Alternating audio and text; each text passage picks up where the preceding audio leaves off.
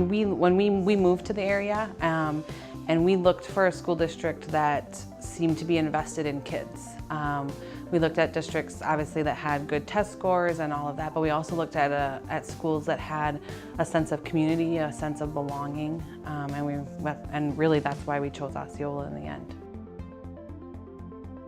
My oldest is a 6th grader now, but he and is doing really well, but education didn't come easy for him, learning didn't come easy for him, and it's actually been a couple of teachers that have had a pretty significant impact. One would be Mr. Rensel, who was his 2nd grade teacher. Ethan didn't have a great 1st grade, he just didn't feel, you could just tell he didn't feel good at school. He didn't feel like he was good, he didn't make friends easily. The work was, I think, harder for him than maybe other kids his age. But in 2nd grade, I think Mr. Rensel made learning really fun. And so it wasn't about, what everybody else was doing or how well you did on that test. It was more about, are you having fun at school? And just kind of that focus, I think, flipped a little bit for him. Like, oh, it doesn't have to be about me comparing myself to other kids or feeling like I'm failing. It can just be about what I'm doing and enjoying what I'm doing. And so I think that was a big year for him. But then also in 4th grade, he was in Title I, was receiving reading support.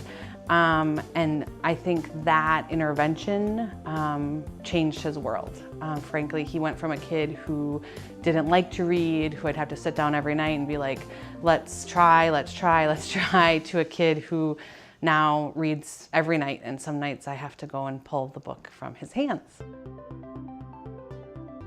One of the things they're doing in her classroom, which is amazing, is they teach a portion of the class. So in math, if they feel like they know it or the teacher recognizes that they catch on to it quickly, then they get up in front of the class and we'll teach that using the smartboard. And what's really cool is this teacher has an app that they can record that, and then I can view it from home.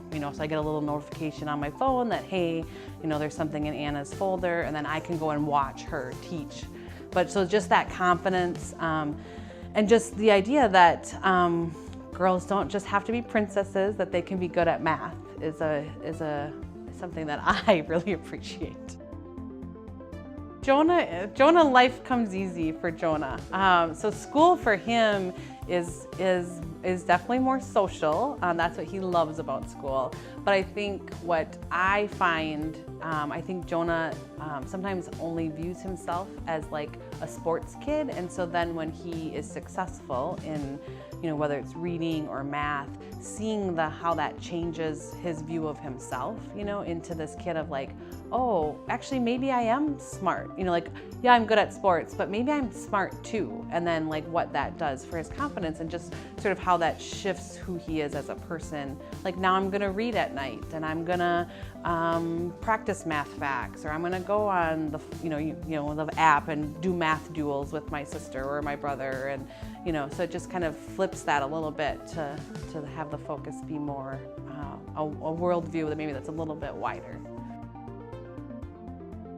I think the biggest surprise is how the district meets each of their individual needs.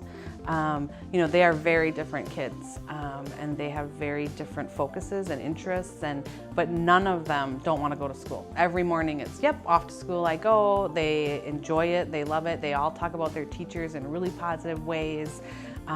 Even as a 6th grader who thinks, not a lot is very cool these days, even he talks about school in a positive way. And so to me, that's the biggest surprise, is that you can have kids with such different abilities, interests, and they all can be successful in that environment. Mrs. Nelson, gosh, she was just so nice. All I remember is hugs. When you would feel like you were stuck and couldn't figure it out, she was there to help you and tell you that you're gonna get it. Just always positive, always patient. I don't honestly ever remember her raising her voice. Just a wonderful teacher. It's actually a guidance counselor in my high school, guidance counselor. You know, you're trying to figure out what you want to be when you grow up. And he said to me, you know, I think you're really good at listening to other people. And I was like, what? And he's like, yeah. And he's like, I'm like, I don't feel like I'm good at that. And he's like, no, I think you are. And he actually provided me with an opportunity to be a peer mentor at that time. And it totally changed the course of my life because I realized how much I did enjoy it, that I think I did have an ability, a talent in that area. And now here I am with a master's in social work.